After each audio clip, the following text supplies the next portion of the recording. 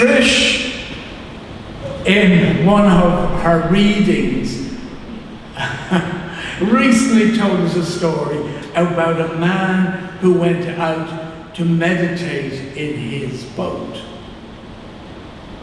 It was a parable where the man gets furious when another boat crashes into his boat and disturbs him. However, as he prepares to take out his anger on whoever is in the other boat, he discovers, on close inspection, there is no one. There is no one in the other boat. If there was no one in the other boat, then there was no malicious intent. And on discovering that there was no malicious intent, the man's anger began to dissipate. The story of the empty boat, as told by Patricia, tells us not to take things personally. The message is the empty boat syndrome, where we learn that the anger or animosity towards others can come completely from within ourselves. And of course, vice versa, with others who are equally angry with us. 90% of the time. We'll allow 10% of the time, yes, that it is somebody else's fault. But 90% of the time, according to the angry boat, empty boat syndrome, there is no intent that should make us angry. And yet we believe all the time that our anger is justified, that somebody has upset us, somebody has offended, intentionally, as in the empty boat syndrome. However, because we are human, we are incredibly complex creatures, and we have as much irrational behavior as we have rational behavior. Who can forget, now going back a bit in time, to Faulty Towers, that incredible and wonderful comedy series with John Cleese. Who can forget the scene when Basil Fawlty, when his car won't start. Basil tries over and over again to get the car started, but the engine just won't turn, no matter how much he presses on the pedal or turns the key. Come on, he goes. I'm warning you, if you don't start, I will deal with you. I've laid it on the line, I've told you before, you must start when I turn the key. I'm warning you, I'm going to give you a damn good thrashing. And what does Basil Fawlty do? He gets out of the car, pulls a branch from a tree, and beats the car. Now, well, you may smile, because I'm sure many of you have been angry with inanimate objects. I would be telling you a lie if I said I wasn't. When I worked many, many years ago as a postman, I had an experience just like Basil. And the postman or postwoman's bike were always the bane of their life. We always had a strange, funny relationship with the bicycle. Postie has to park his or her bike against the wall, going to deliver mail to a particular house. And the mail bag is balanced or hanging from the handlebars, and the weight can swing the handlebars around. And one day, when it was freezing cold, if my bike fell once at one gate, it fell twice at another gate, and I I warned it, if you fall again, you're going to get a kicking. And right enough, the bike defied me. I could see it defying me. When I parked it at another house, down it went, and the mail spilling out onto the footpath. And I was just about to deliver the mail to this house. I ran down and I kicked the bike. I kicked it so furiously, I slightly buckled the front wheel. And the people in the house just stared at me as if I was a total and absolute lunatic, kicking the bike. So that was me being angry at an inanimate object,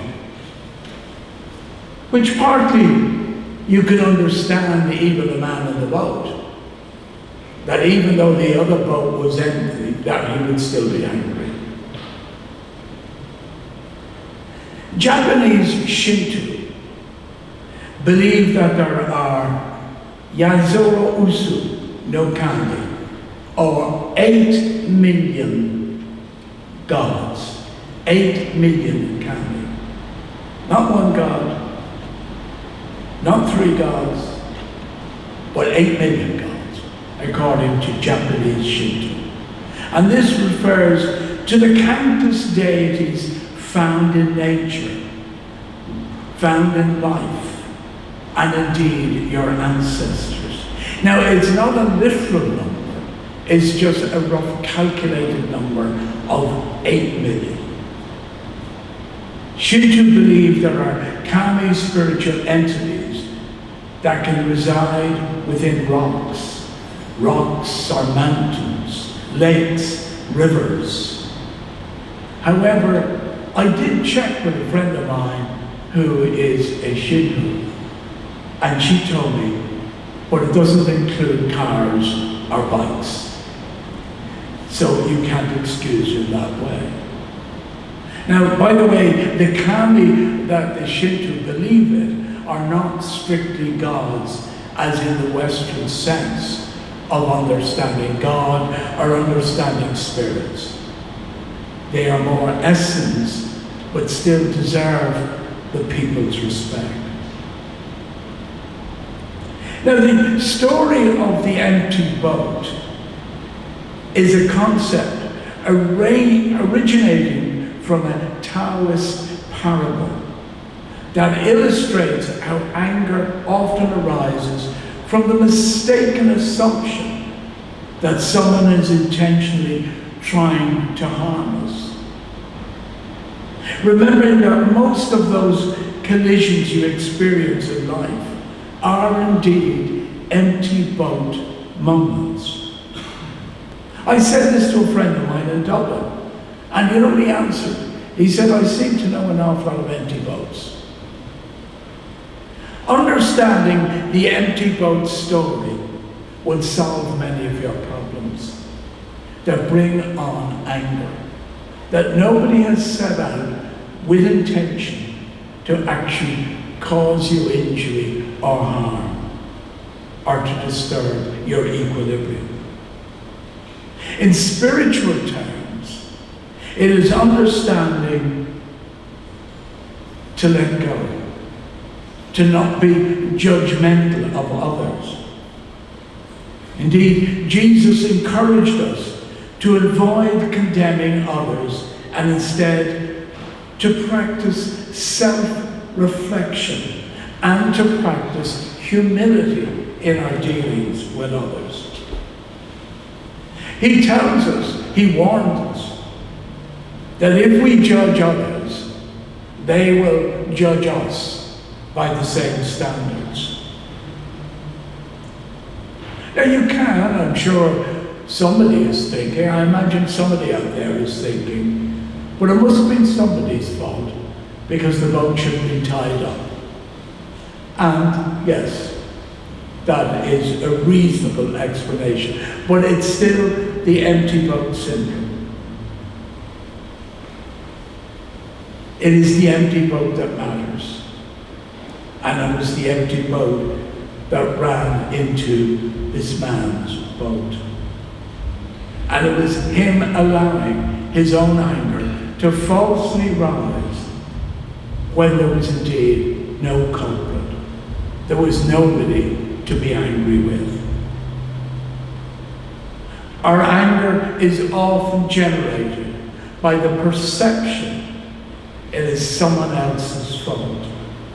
It's an aspect of human nature, as are many things are aspects of human nature. But we still, as yet, have not found a cure for human nature. So we enable ourselves to live within the confines of human nature and all that that means by embracing stories such as the empty boat. When Trish told us that story, I went away and thought deeply on it, because I realized, because of the unpredictability of human nature, it is stories, it is parables that actually impact on us as they are told, and impact on our behavior, as the empty boat story. These are methods to help us live better lives in a less troubled world. Amen.